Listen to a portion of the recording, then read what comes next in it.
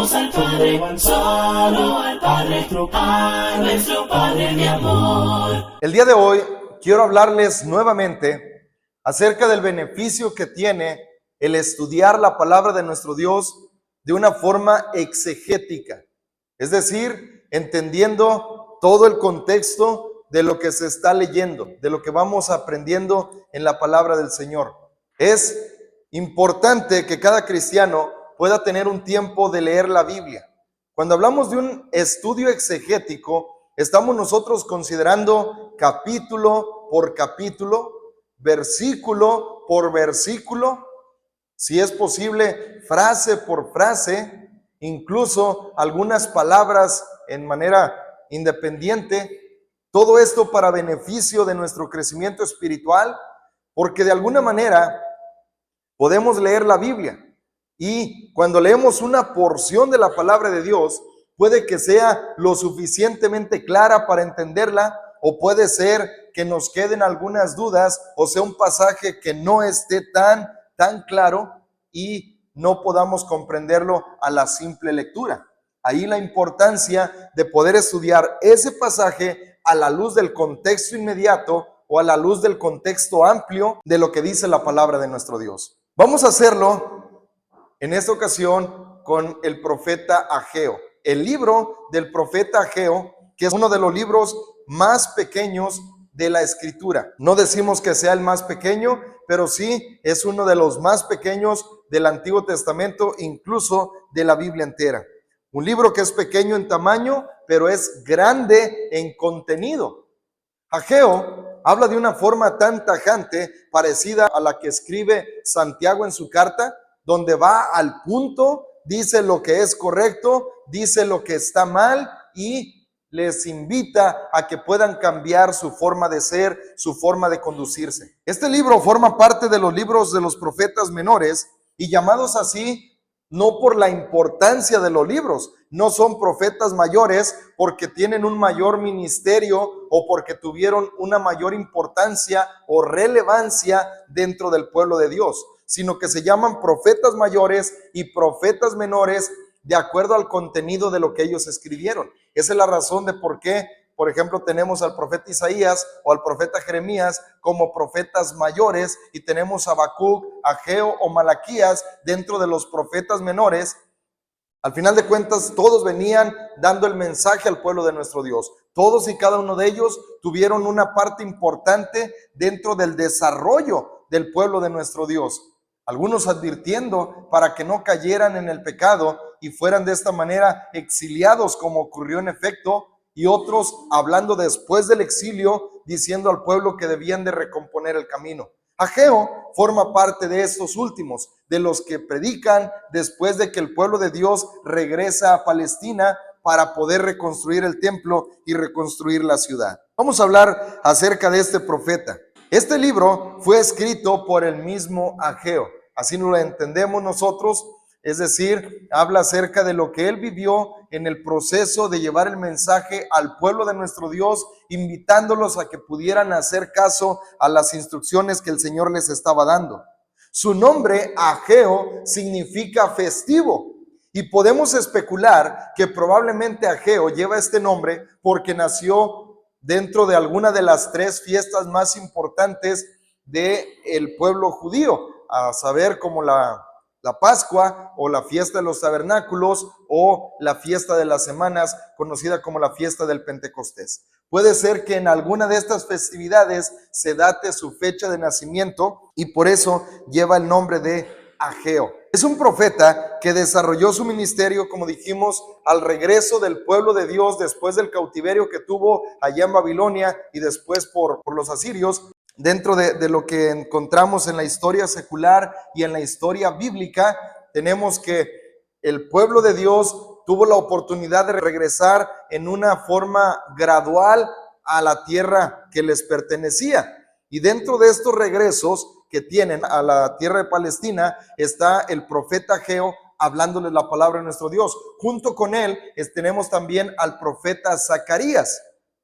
Hablan acerca de la reconstrucción que debía de tener el templo de nuestro Dios. En eso se centra este libro y Tenemos nosotros aquí como los profetas, los profetas que hablaron en este caso como Zacarías y Ageo, estuvieron invitando al pueblo, motivando al pueblo, reprendiéndolo incluso a causa de su apatía por no hacer la voluntad de nuestro Dios. Ageo fue contemporáneo de Esdras, de Nehemías, de Zacarías, de Zorobabel y de Josué, no el Josué que entró a la tierra prometida. Tenemos ahí el sacerdote Josué que estuvo siendo contemporáneo de este personaje. Tenemos este libro que fue escrito en un contexto histórico muy importante para el pueblo de nuestro Dios. Como dijimos, estuvieron los profetas anunciando a los reyes, anunciando al pueblo que no estuvieran rebeldes contra nuestro Dios, que se sometieran a lo que Dios les mandaba para que no sufrieran el castigo. Dios envió un profeta y envió otro profeta advirtiéndoles que debían de obedecerle a él para evitar caer en cautiverio. Hicieron caso omiso, cada uno hizo lo que mejor le parecía y estuvieron sufriendo las consecuencias. Los reyes y el pueblo fueron cautivos a Babilonia y allí estuvieron padeciendo todo el tiempo que estuvieron en esa cautividad. Después de que Ciro el Grande derrota a los babilonios, él decreta que los cautivos que estaban en su tierra pudieran regresar a sus lugares donde pertenecían con el propósito de restaurar el sistema religioso. Para Ciro, lo que entendemos era que es muy importante, o fue muy importante para él, el poder tener este sistema religioso en lo que cada pueblo pudiera estar restableciéndose y adorar al Dios en el cual creía. Dentro de ello estaban también los judíos y regresaron para poder también cumplir con este decreto. El decreto con el cual Ciro deja ir a los judíos se conserva al día de hoy en el Museo Británico. Es una pieza de arcilla conocido como el cilindro de Ciro. Esto es algo que confirma la historia bíblica con la arqueología, como todo lo que menciona aquí en este pasaje, todo lo que vamos a leer en el libro de Ageo, se concentra en ese periodo donde Ciro les permite regresar a un contingente, no a todo el pueblo. Esto sucedió hasta años después, pero mientras estuvo allí ocurriendo este regreso del pueblo de nuestro Dios, y en este decreto también autorizaba que los judíos que regresaran a Palestina pudieran llevar consigo los instrumentos. Ya conocemos que cuando fueron tomados cautivos del templo, tomaron los utensilios y los llevaron también a Babilonia. Bueno, Ciro les autoriza que no solamente regresen y reconstruyan el templo, sino que también pudieran llevar todos los instrumentos para poder comenzar con la adoración y el tiempo de sacrificio para nuestro Dios. Todo esto podemos entenderlo que es parte del plan de nuestro Dios, aunque Ciro estuvo participando activamente en ello y estuvieron ahí los demás personas involucradas. Resulta que esto es el plan de Dios que después, y esto sí lo había dicho Dios desde mucho tiempo antes, que cuando ellos obedecieran su ley y anduvieran en sus decretos y estatutos, Dios los iba a bendecir grandemente. Pero cuando ellos decidieran no acatar su ley y se rebelaran contra Dios, iba a permitir que las naciones los tomaran cautivos. Iban a padecer a causa de ellos. Dice, y después yo me acordaré de ustedes y castigaré también a los que abusen de eso que yo estoy permitiendo. De esta manera, Dios estaba obrando en el pueblo y a través de Ciro les permite regresar con el propósito de restaurar el templo, de reedificar el templo, restaurar el sistema sacrificial y que pudieran ellos comenzar a adorar a nuestro Dios como lo había ordenado.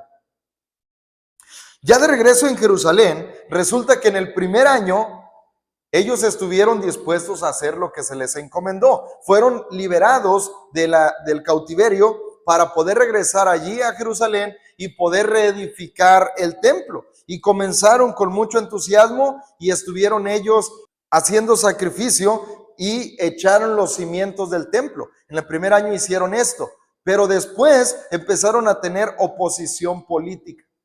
Los samaritanos y otros pueblos estuvieron haciendo conflicto con los que habían regresado para que no pudieran levantar el templo. Y ahí precisamente es donde entra Ageo.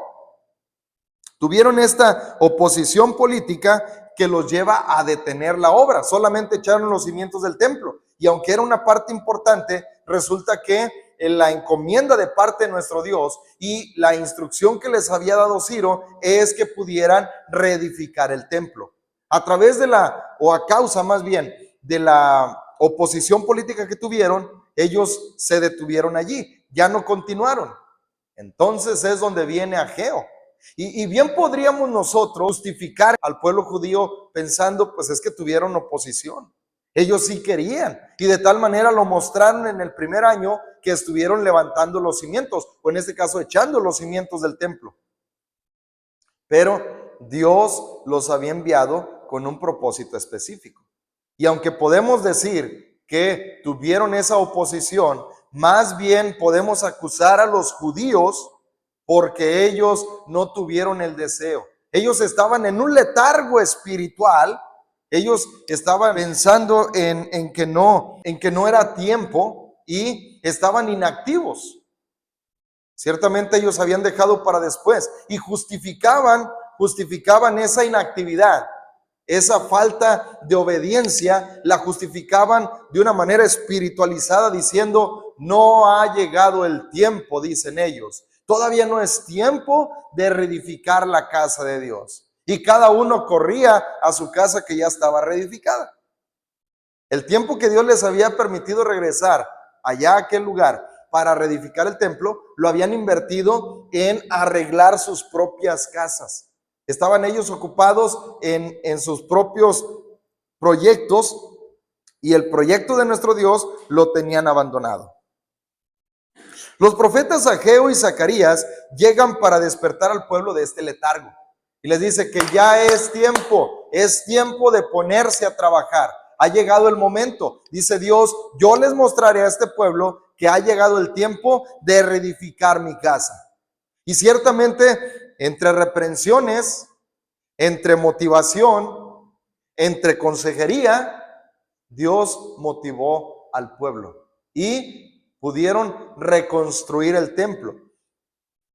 Esto es algo que podemos leerlo entre los libros de Ageo, de Zacarías, pero sobre todo esta parte activa de la reconstrucción del templo las tenemos mayormente en Esdras y en Nehemías, donde el pueblo se animó, se motivó. Zorobabel hizo su parte, Esdras y Nehemías hicieron lo suyo, Josué también estuvo participando, pero los profetas de Dios son los que llevaron ese mensaje. Tanto Ageo como Zacarías estuvieron motivando al pueblo para que pudieran hacer lo que Dios les había mandado. En el libro de Ageo, capítulo 1, versículo 1, leemos nosotros de esta manera. Dice, en el año segundo del rey Darío, en el mes sexto, en el primer día del mes, vino palabra de Jehová por medio del profeta Ageo a Zorobabel, hijo de Salatiel, gobernador de Judá, y a Josué, hijo de Josadac, sumo sacerdote, diciendo.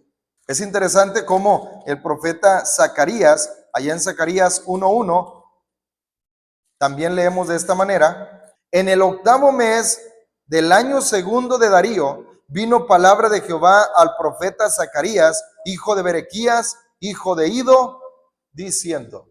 ¿En qué año comenzaron ellos a predicar el mensaje? Podemos pensar que empezaron prácticamente juntos. Fue en el segundo año, uno en el mes sexto y otro en el mes octavo. Esto quiere decir que el ministerio de Ageo duró pocos meses. En poco tiempo, él estuvo diciéndole al pueblo que tenía que levantarse, que tenía que ponerse a trabajar, que era necesario que se cumpliera con la voluntad de nuestro Dios. Y hoy nosotros de verdad podemos tomar mucho para nuestra enseñanza de estos libros. Es interesante también ver cómo aquí, lo vamos a estar mencionando ya cuando entremos de lleno al estudio de este libro, pero estos dos profetas comenzaron su ministerio en el segundo año del rey Darío, donde estuvieron ellos hablando la palabra de nuestro Dios. Resulta que ya no citan a reyes de Judá o reyes de Israel. La razón, ya no había reyes, ni en Israel ni en Judá. Entonces toman para fechar el tiempo, porque es la manera en la que se lleva la cronología bíblica, el tiempo en el que comienza a reinar Darío, allí es donde fechan. ¿Quién era Darío? Era un rey pagano, pero lo citan o lo fechan así sus libros para poder saber que en qué tiempo se estaba llevando la palabra de Dios. En este caso, tanto Ageo como Zacarías, dijimos, comienzan prácticamente juntos el ministerio de llevar el mensaje al pueblo de nuestro Dios. Y aquí entramos al mensaje. El mensaje es la parte que nos interesa de este libro. Todo esto, ¿por qué es importante lo que estamos mencionando? Si lo importante es, o la parte esencial, queremos decir, es el contenido de lo que dice la palabra de nuestro Dios. Bueno, el poder entender nosotros el contexto histórico, lo que se estaba viviendo, la crisis nacional que se tenía en el pueblo de Dios, nos hace entender cómo resalta la importancia del mensaje que trae los profetas. En este caso, Ageo viene con este mensaje de parte de nuestro Dios, y el mensaje principal del profeta Ageo es que el pueblo necesita hacer de Dios su prioridad. Eso es lo que el pueblo necesitaba, lo necesitaba urgentemente. En el capítulo 2 de este libro del profeta Ageo, vamos a encontrar nosotros que habla mucho acerca de la venida del Mesías. Y Zacarías habla mucho más todavía acerca de la venida del Mesías, de todo lo bueno que iba a traer cuando el Mesías se presentaba, cuando estuviera ya entre el pueblo y pudiera tener todo preparado para venir a bendecir al pueblo. Entonces aquí encontramos por qué la urgencia de levantar el templo. ¿Recuerdan ustedes cuando Dios le dice a Moisés, quiero que edifiques este tabernáculo? Y subió al monte y vio el diseño. Dice, conforme al diseño que se te mostró, vas a hacer todo lo que yo te estoy mandando. Y del material que Dios le mandó, y de las medidas que Dios le mandó, y de la forma que Dios le mandó, estuvo construyendo el tabernáculo. ¿Cómo lo llamó? El tabernáculo de reunión. ¿Y qué sucedió? Que la nube, en este caso, la presencia de Dios, llenó el tabernáculo de reunión. Cuando se construye el templo por Salomón, conocemos así el templo de Salomón, este templo, cuando se dedicó a nuestro Dios, también una nube llenó el templo de tal forma que el sumo sacerdote y los sacerdotes no pudieron entrar porque la presencia de Dios estaba llenando el templo. Luego, en esta reconstrucción y después dedican el templo, vuelve a ocurrir exactamente lo mismo. Y en el capítulo 2 nos habla Ageo acerca de la venida del Mesías. Este templo que ellos estaban preparando era solamente sombra y figura de lo que vendría más adelante. La presencia de Dios llenó el tabernáculo y llenó el templo, pero luego la misma presencia de Dios estaría aquí en esta tierra, de tal forma que así lo describe el apóstol Juan. Dice, y vimos la gloria del unigénito del Padre. Eso es lo que ocurrió cuando Dios encarnó en nuestro Señor Jesucristo. Cuando el Hijo decide venir aquí a esa tierra y viene con la misión de rescatar al pueblo, de todo esto nos habla el profeta Zacarías. Nos invita a que nosotros podamos estar atentos.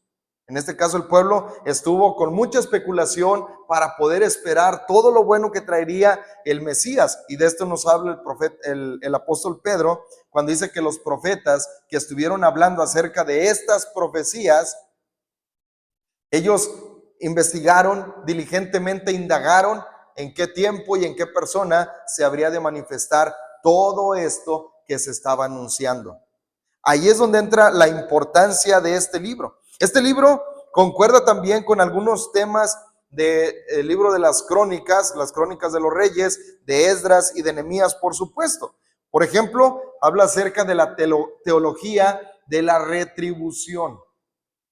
Nos enseña también sobre la centralidad de la construcción del templo, temas que están en estos libros. También se nos habla acerca de la dinastía davídica, es decir, el reino que Dios le prometió a David en su pacto, diciendo que nunca faltaría alguno que ocupara su trono.